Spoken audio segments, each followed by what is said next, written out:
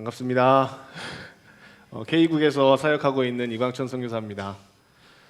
선교사라는 말이 참 이제는 많이 어울리는 것 같아요. 저 스스로도 많은 시간을 겪으면서 이제는 제법 선교사다워지는구나 이렇게 저도 느끼고 경험하고 있습니다. 유튜브로 또 예배가 또 송출되고 있기 때문에 보안에 조금 신경 써서 제가 말씀을 또 드리고 또 사진이나 이런 것들은 따로 준비하지 않았습니다. 그런 부분들은 좀 양해해 주시기를 부탁드립니다. 지난 1년 반 동안 코로나로 인해서 많이 서시는 분들마다 다 어렵다, 힘들다 이런 말씀 하시는데요. 네, 카자흐스탄도 여전히 한국 교회 상황과 마찬가지로 어려움을 많이 겪고 있습니다. 특히 작년 5월 같은 경우에는 너무 심해서 주변에서도 소천하시는 분들이 꽤 많이 있었고요. 성도들을 돌보다가 감염되신 선교사님들도 계셨고, 또 저 역시도 여기저기 다니면서 아마 저희 도시에서 가장 많이 1차 접촉을 하고 가장 많이 또 테스트를 받지 않았나 싶을 정도로 그런 어려움들이 있었는데 하나님께서 도와주시고 하나님께서 지켜주셔서 무사히 아무런 탈 없이 또 여러분 만날 수 있어서 그 부분도 하나님께 또 감사와 영광을 올려드립니다. 하지만 우리가 힘들고 어렵지만 여전히 살아계신 하나님 소망하시고 여전히 회복을 기대하는 우리 서울침례교회 성도님들 다 되시기를 축복합니다. 힘들죠. 절실함이 막 생기다가도 소망이 끊어지는 것 같은 그런 어려움이 또 생기기도 합니다. 하지만 그럼에도 불구하고 힘을 내시는 우리 성도님들 되시기를 축복합니다. K국은 약이 없어요. 한때 약이 없어서 치료가 불가능한 때도 있었습니다. 지금은 그래도 빨리 정부가 일을 해서 약도 충분히 있고 하지만 처음에 이 코로나가 시작될 때는 약이 없어가지고 선교사들도 약을 구하기가 힘들었고 현지인들도 약이 없어서 제때 치료하는 시기를 놓치는 경우들도 있었습니다. 그런 다양한 어려움 가운데 있지만 가장 중요한 것은 하나님께서 우리를 지키시고 계시다는 사실입니다. 아멘.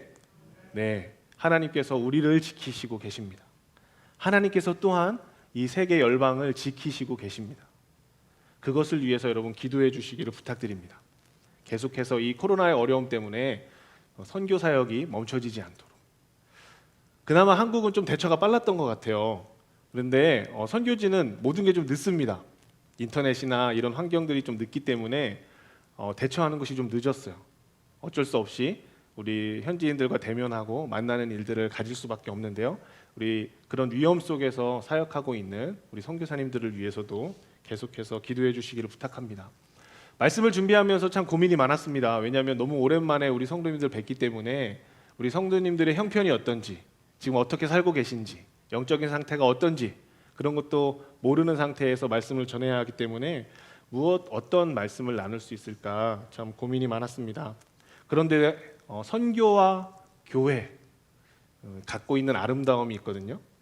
선교 사역이 갖고 있는 아름다움이 있고 또 선교 사역을 지원하고 또 함께 동참하는 교회의 아름다움이 있습니다. 또 하나님께서 이 모든 것들을 이루어 가시는데 아주 큰 아름다움이 있습니다. 그 아름다운 마음들을 오늘 좀 나누고 싶습니다. 어려운 시기에 선교하면 여전히 우리의 마음이 편하지는 않습니다. 불편할 수도 있습니다. 어려운 시기에 무슨 선교냐?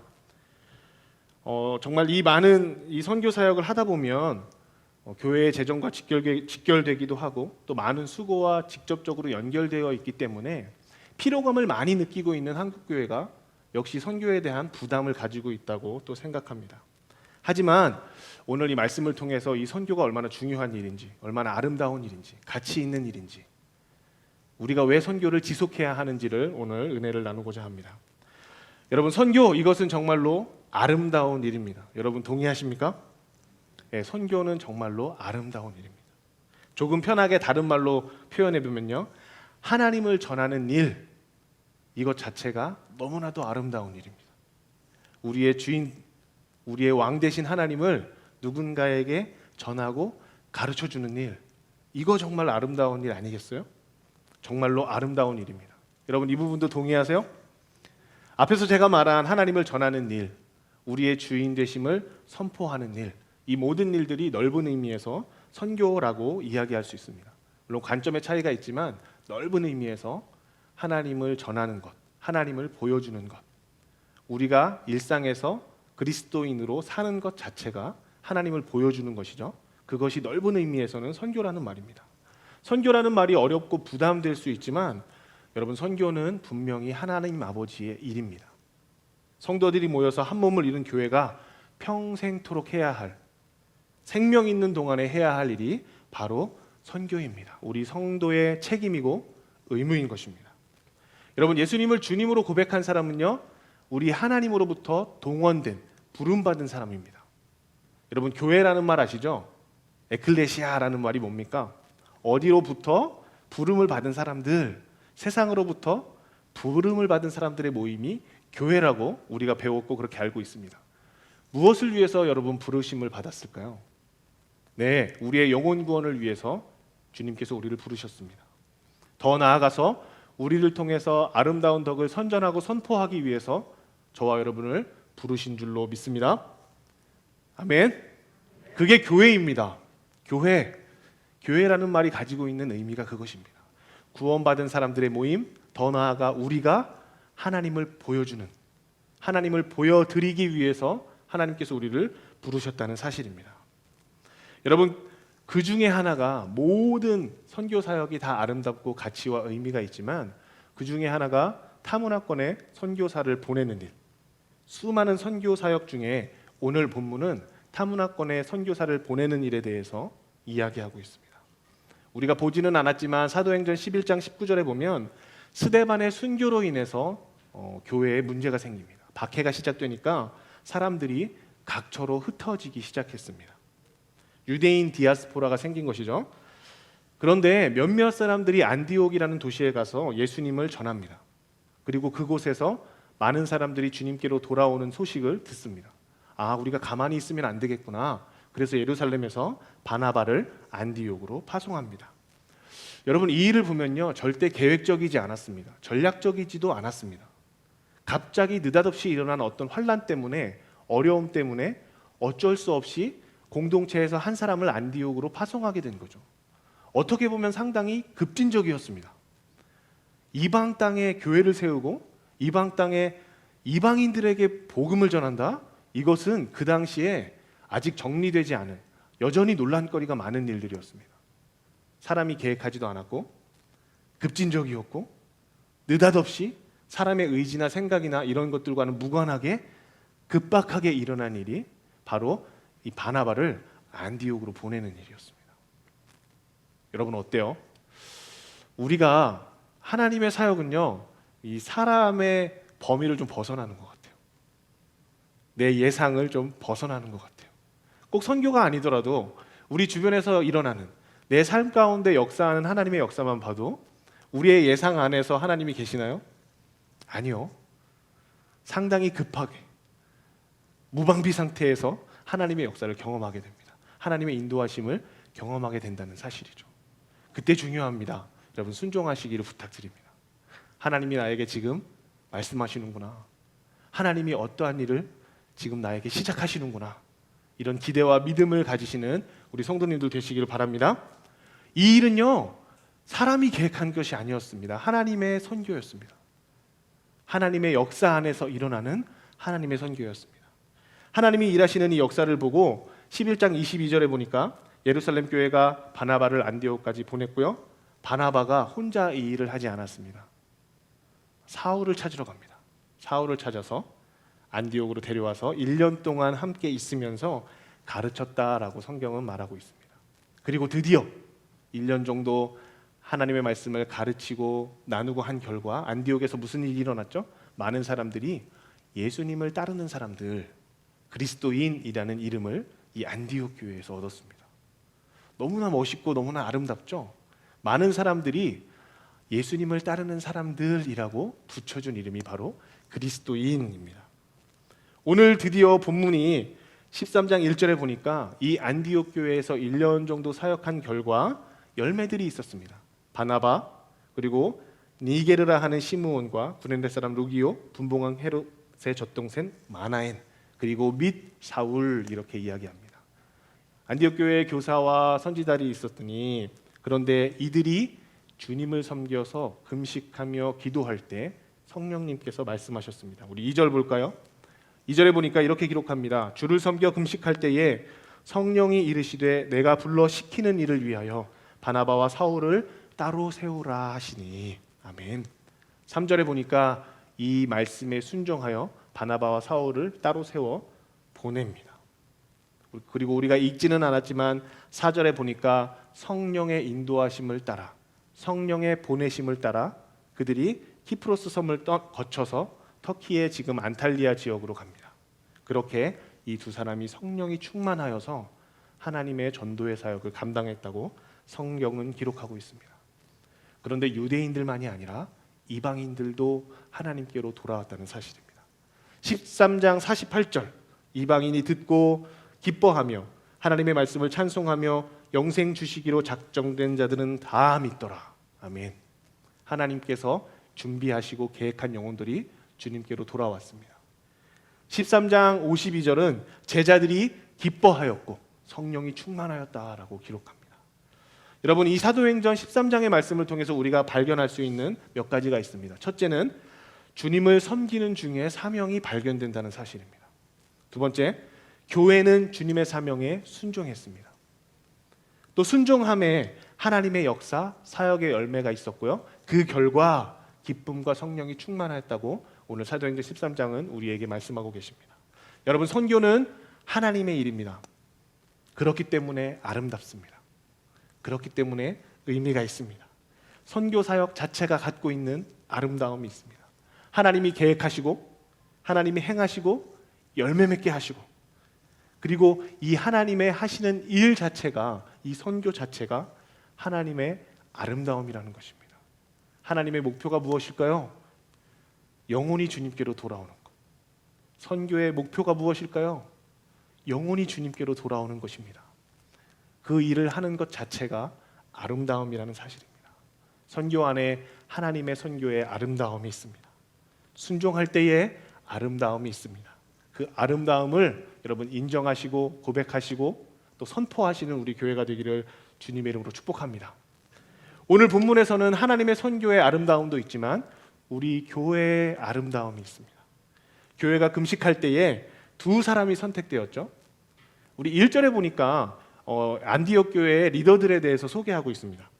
1절에 가장 먼저 등장하는 인물이 누군가요? 바나바입니다. 말씀하셔도 돼요. 바나바입니다. 성경에 보면 순서가 더 중요합니다. 성경뿐만 아니라 어떤 문서라든지 이런 것을 보면 가장 탑 리더를 가장 먼저 쓰죠. 그리고 순서에 따라서 좀 미안하지만 조금 중요도가 떨어지는 사람은 어디에 써요? 네, 뭐 여러분들은 가장 앞에 쓰실 수도 있겠지만 저는 가장 마지막에 씁니다. 중요도에 따라 이름을 쓰는데 성경도 마찬가지예요. 가장 중요한 사람을 앞에 썼어요. 바나바. 그 당시 안디옥 교회에서 바나바를 가장 중요하게 여기는 탑 리더로 여겼다는 거죠. 그런데 마지막에 사울의 이름이 등장합니다. 이상해요. 사울이 이미 회심했어요. 이미 예수님을 다메섹 도상에서 만났습니다. 그리고 그가 예수님을 주님으로 고백했는데 오늘 사도행전은 여전히 사울이라고 표현합니다. 및 사울. 이거는 그 외에 사울이 있었다. 이런 뜻이에요. 너무나 재밌죠. 그런데요, 바울과 바나바가 파송을 받은 이후에 사울이라는 이름이 더 이상 등장하지 않습니다. 이것도 너무나 신기해요. 그 다음부터는 바울. 그런데 오늘 성경에서 사울이라고 표현하는 이유는 무엇일까요? 아직도 사울이 어떤 인물인지 파악이 안 됐다는 거예요. 1년 정도 가르치고 하나님의 말씀을 가르치고 함께 몸이 되어서 한 교회를 이루어서 검증하는 시간을 가졌지만 사울 그 사람 맞아?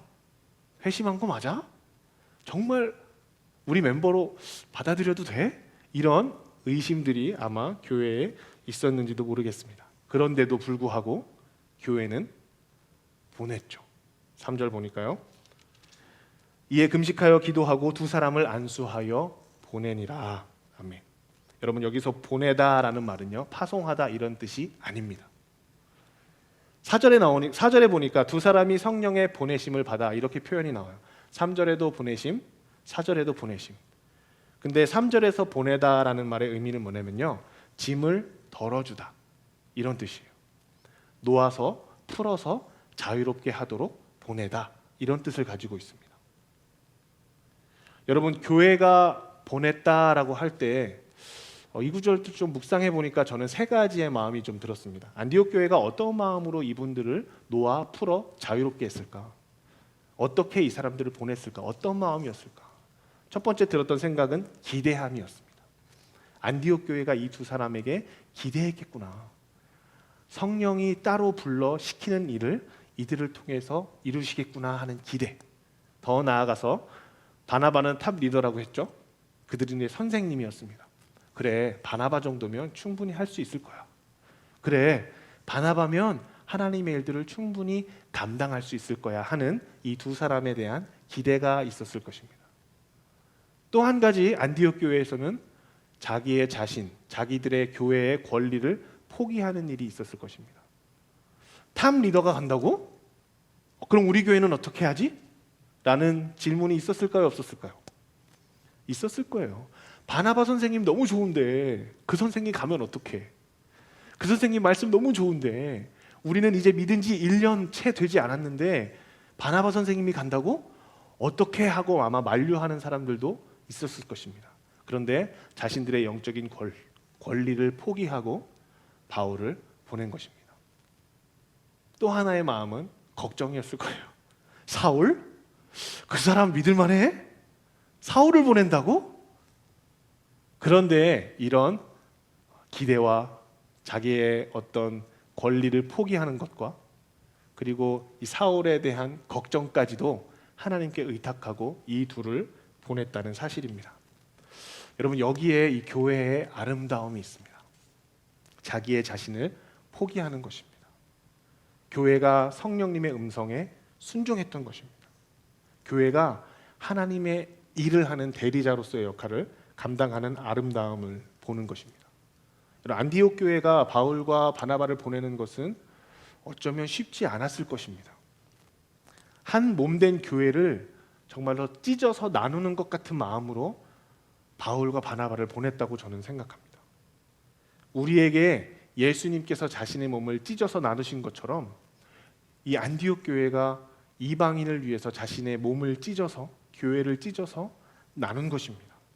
그리고 하나님께 철저히 의탁하고 맡기고 그렇게 이 두 사람을 놓아 자유롭게 하는 거죠. 사랑하는 성도님들, 한 교회가요 선교사를 파송했다는 것, 이 가치와 의미를 오늘 성경에서 발견할 수 있습니다. 선교사를 파송했다, 이것은요 몸의 일부를 떼어서 보내는 것과도 같습니다. 그러면 이 선교 사역에 대해서 자세가 달라지겠죠. 여러분, 선교에 대해서 어떻게 생각하십니까? 선교사에 대해서 어떻게 생각하십니까? 선교를 함에 있어서 교회의 역할에 대해서 여러분 어떻게 생각하십니까? 오늘 성경은 교회의 일부를 떼어서 이방인 교회에게 보내주었다라고 성경은 기록하고 있습니다. 여러분, 주의 말씀을 잘 듣고 순종하여서 이 아름다움에 동참할 수 있는 우리 교회가 되시기를 주님의 이름으로 축복합니다. 서울교회가 몸을 찢어서 나를 보냈구나, 저는 그렇게 믿습니다. 여러분도 그렇게 믿으시나요? 몸을 찢어서 보내주셨나요?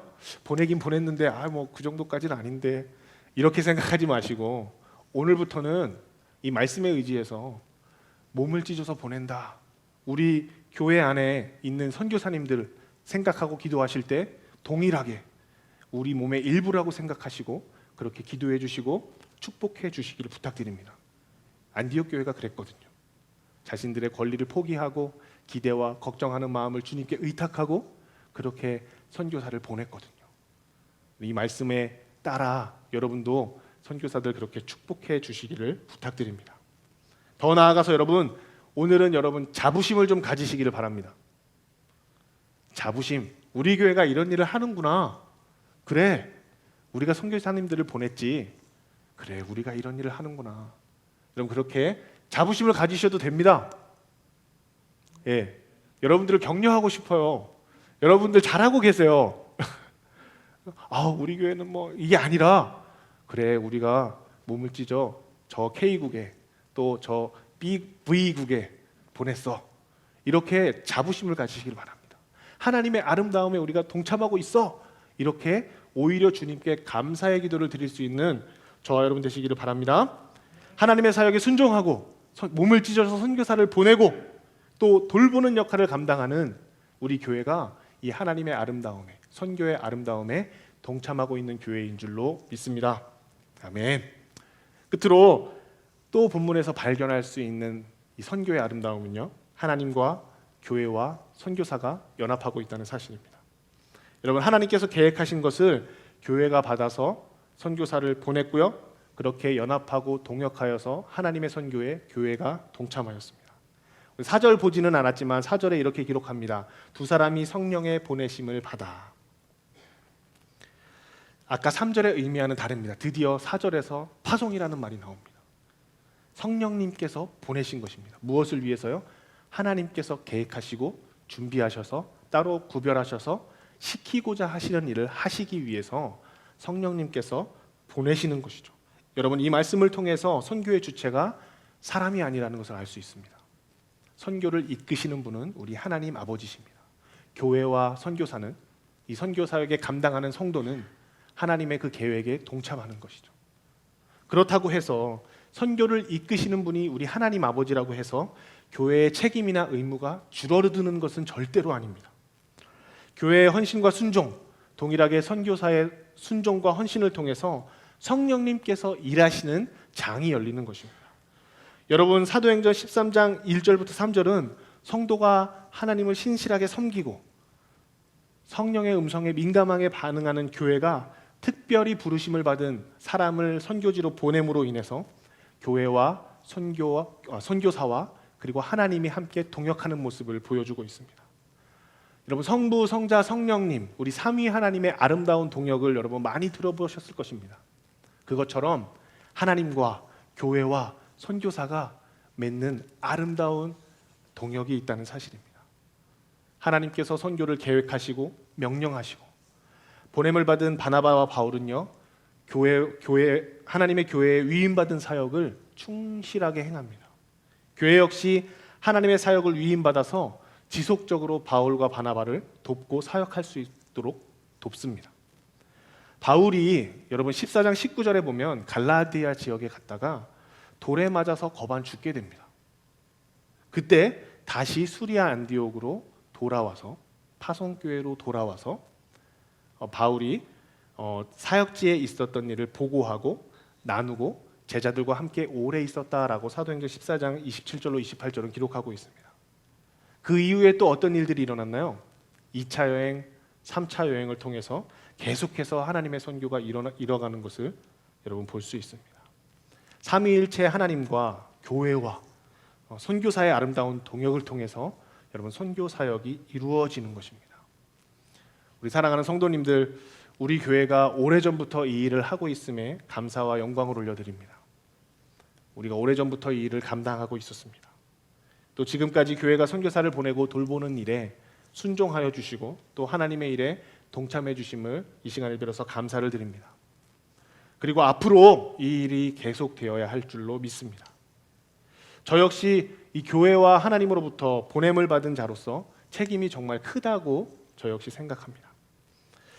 제가 2017년 10월부터 작년까지는 교회에서 사역을 하다가 K국에 있는 한 교회에서 사역을 하다가요, 작년 9월부터는 목회자들을 훈련하고 양성하는 사역을 시작했습니다. 제가 명문대학 강사 출신 아니겠습니까? 우리 서울침례교회 실버대학 강사 출신인데 감사하게 불러주셔서 제가 학교에서 교수 사역도 하고 리더십들도 가르치고 또 졸업생들도 다시 훈련해서 교회로 다시 보내는 그런 일들을 작년부터 하고 있습니다. 저 혼자 하는 것이 아니고요, 학교는 오래전부터 있었고 저희 학장님도 계시고 저희 세 유닛이 함께 팀을 이뤄서 사역하고 있습니다. 이 일을 위해서 여러분 좀 기도해 주시기를 부탁드립니다. 리더십들을 세우는 일들. 현재 저희 학교에는 15명의 학생이 있고요, 싱글이 3명 있고 부부가 6 이렇게 있습니다. 학교를 오는데 교회 개척을 조건으로 옵니다. 그러니까 뭐 부사역 이런 것이 아니라 졸업한 학생들은 대부분 다 교회를 개척합니다. 그렇기 때문에 올해도 2021년 어려운 이 올해만 해도 3개의 교회가 세워졌어요. 그런 곳에 저도 방문하고 하는데요. 계속해서 리더십들을 가르치고 훈련하는 일들을 하고 있습니다. 여러분 이 부분에 의해서 기도해 주시기를 부탁드리고, 더불어 우리 지난번에도 말씀드렸듯이 이 교회 주일학교를 세우는 일들도 우리 팀 선생님들과 함께 협의하면서 준비하고 진행하고 있습니다. 69개 교회가 됐습니다. 올해 우리 K국의 69개 교회를 위해서 기도해 주시길 부탁드리고요. 또 지역 교회의 필요를 채우는 일들을 하고 있습니다. 예배팀을 훈련하거나 그리고 또 필요한 도서들을 번역하고 출판하는 일들을 현재 하고 있습니다. 제 은사에 따라서, 하나님의 부르심을 따라서 하나님께서 일을 주시고 사역을 주시고 또 하나님 나라에 기여할 수 있게끔 주님께서 저를 사용해 주심에 또 감사를 드립니다. 계속해서 교회와 사람들을 세울 수 있는 선교사가 될 수 있도록 우리 교회가 꼭 기도해 주시기를 부탁드립니다. 모든 사역과 계획, 보고들은요 선교위원회를 통해서 2주에 한 번씩 제가 소식을 보내고 있습니다. 중보기도실에 계속해서 소식이 올라가고 있으니까요. 생각나실 때마다 기도하시고, 굳이 생각이 안 나셔도 굳이 생각을 하셔서 꼭 기도를 해 주시기를 부탁합니다. 생각나실 때 기도하면 자칫 늦을 수가 있습니다. 그렇기 때문에 꼭 우리 주보를 보실 때마다, 이름을 보실 때마다, 또 생각나실 때마다 찾아서 여러분 꼭 기도해 주시기를 부탁드리고요. 또 하나님의 선교에 어떻게 동참할 수 있을까, 선교위원들에게 자꾸 물어보셔야 됩니다. 귀찮게 하세요. 집사님, 내가 어떻게 선교에 동참할 수 있을까요? 물어보시면 우리 선교위원들이 다양한 방법들을 또 가르쳐 주시고 나눠 주실 것입니다. 그렇게 해서 여러분 하나님의 선교의 이 아름다움에 동참하시는 우리 교회 되기를 바랍니다. 우리 서울교회 안에 하나님의 아름다운 일들이 가득하기를 축복합니다. 특별히 선교함에 있어서 오늘 나눈 하나님의 아름다우심이, 교회의 아름다움이, 그리고 하나님의 계획과 교회의 돌봄과 선교사의 열심이 연합하고 또 함께 동역하는 교회로 지속적으로 설 수 있도록 이 말씀으로 축복합니다. 기도하겠습니다.